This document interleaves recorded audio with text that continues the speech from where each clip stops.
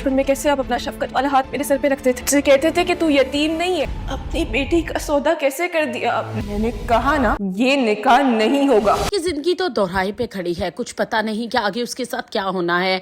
महानूर अपने मामू को कहेगी कि क्या आपकी सगी बेटी भी होती तो आप अपनी बेटी को जुए में हार देते, इसका गुंडे के हाथ फरोख्त कर देते। बचपन में जब भी शफकत वाला हाथ आप मेरे सर पे रखते थे तो मुझे कहते थे कि तू लावारस नहीं है, मैं तेरा वारस हूँ, तो कैसे आपने अपनी बेटी का सौदा कर दिया। महानूर के मामू ममानी को एहसास हो चुका है कि उन्होंने जो कुछ भी किया गलत किया महानूर के साथ, ऐसा नहीं होना चाहिए था, क्योंकि महानूर जैसी भी थी उसकी बहन की बेटी थी, इस लिहाज से तो उनकी अपनी बेटी लगी।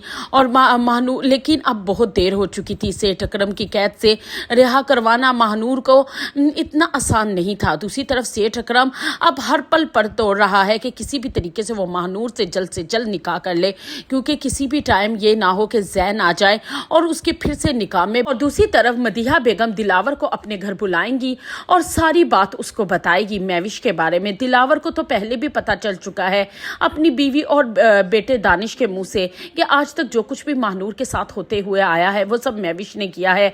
और लेकिन मैविश की ज़हनी हालत भी अच्छी नहीं है, बचपन से ही जो उसके पे बीती है वो नफसियाती मरीज़ा बन चुकी है। लेकिन मदीहा बेगम को शिद्दत से एहसास हो चुका है कि उन्होंने अपने बेटे जैन के साथ भी अच्छा नहीं किया। वो दिलावर को यही समझाएंगी कि माँ बाप को अपने फैसले बच्चों पे मुसल्लत नहीं करने चाहिए, बच्चों की खुशियों का भी एहसास करना चाहिए, वरना बच्चे माँ बाप से बहुत दूर हो जाते हैं।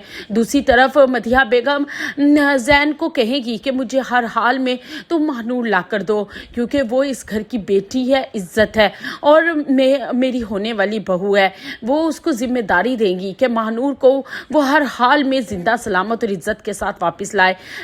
जैन भी अपनी ज़मीन और आसमान एक कर देगा महानूर की तलाश में।